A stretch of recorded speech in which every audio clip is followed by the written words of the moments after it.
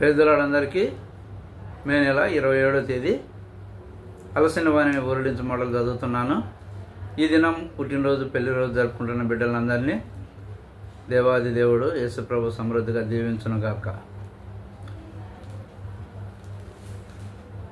మోయాబు దేశమును విడిచి వెళ్ళుటకై ఆమెయు ఆమె కోడన్రును ప్రయాణమైరి. వారు యూదా దేశమునకు తిరిగి పోవాలని మార్గమున వెళ్ళుచుండిరి. రూతు 1:6-7 వచనాలు. నయోమి తాను చేసిన దానికి నిజమైన పశ్చాత్తాపము లేకుండానే యూదా దేశమునకు తిరిగి వెళ్ళవలెనని కోరుచున్నది. రూతు 1వ అధ్యాయములో నయోమి తన కోడన్లతో యెహోవా నాకు విరోధి ఆయను అని పలికెను. 20వ వచనంలో కూడా సర్వశక్తుడు నాకు చాలా దుఃఖము కలుగజేసెను అని పలికెను. ఈ మాటలో తనలో తప్పు చేసి తిని అను గ్రహింపు లేనట్లు తెలియచున్నది. దానికి విరుద్ధముగా తన పతనముల వలన కలిగిన శ్రమలకు దేవుని నిందించుచున్నది. కొన్నిసార్లు మనము కూడా ఆ విధముగా నేరారోపణ చేయడం ద్వారా తప్పిపోయిన వారముగా ఉన్నాము. ఒక్కొక్కసారి మన జీవితంలో పరిస్థితులు తారుమారైనప్పుడు మనం చుట్టూ ఉన్నవారిని నిందించు వారముగా నుందుము. దేవునిపై కాకపోయినను మన చుట్టూనున్న వారిపైనైనను నేరారోపణ చేయుదుము. దేవుని ఆత్మ మన జీవితములలో పనిచేసి నిజమైన పశ్చాత్తాపమునకు మనలను నడిపించిన ఎడల దేవుని ఎదుట సాగిలపడి అది నేనే ఆ పాపము చేసి తిని అని నిరాటంకముగా ఒప్పుకొనుటకు ఇష్టపడుదుము. నయోమి తాను బెత్లెహేమునకు వెళ్ళుటకు సిద్ధపడినప్పుడు తన కోడన్రు తనకు భారమగుదురని తలంచి వారిని పంపివేయనుద్దేశించెను. వారిలో ఒకతైన రూతు ఆమెతో వెళ్ళుటకు నిశ్చయించుకొనెను.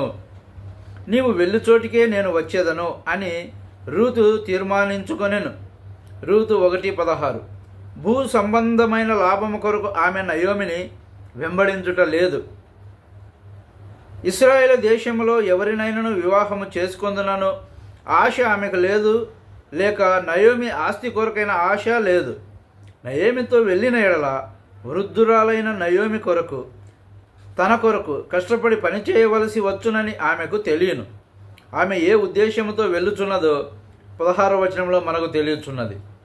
నీ జనమే నా జనము, నీ దేవుడే నా దేవుడు. రూతు నిజమైన జీవము గల దేవుని గూర్చి వినెను.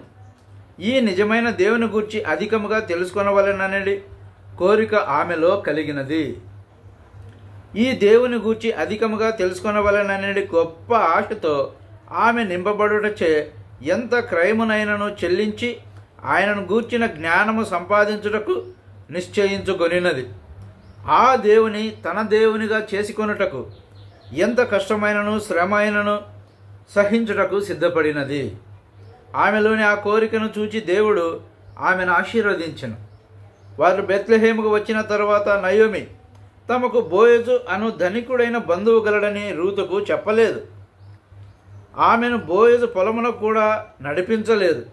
రూతు గాని నయోమి గాని చూడలేనట్టి సర్వశక్తి గల దేవుని హస్తమే ఆమెను నడిపించెను. తనకు తన అత్తకు ఆహారం సంపాదించుటకే రూతు కష్టపడి పనిచేయదలచెను.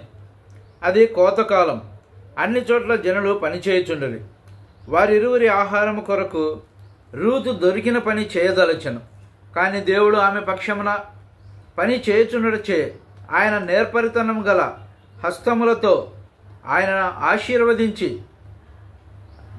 ఆశీర్వదించిన స్థలమునకు ఆమెను నడిపించెను. ప్రభువును సన్నిహితముగా మనం తెలుసుకున్న కోరిన ఎడల, ఆయన చిత్తమును చేయదలిచిన ఎడల, ఎవరి వలన మనము ఆత్మీయముగా సహాయము పొందగలమో అట్టివారి యొద్దకే ప్రభువు మనలను నడుపునని దీని వలన మనము గ్రహించగలుగుతున్నాము. మన ప్రగాఢమైన కోరికలను ఎట్లు తీర్చవలెనో ఆయనే ఎరిగి ఉన్నాడు. దేవుని వాక్యమునందలి సత్యములను అర్థం చేసుకొనుటకు ఎవరు మనకు తోడ్పడుదురో, మనకు అవసరమైన క్రైస్తవ సహవాసమును ఎవరు మనకియ్యగలరో అట్టి దేవుని ప్రజల యొద్దకు ఆయనే మనలను నడిపించును. అందరికీ వందనాలు. Thank you.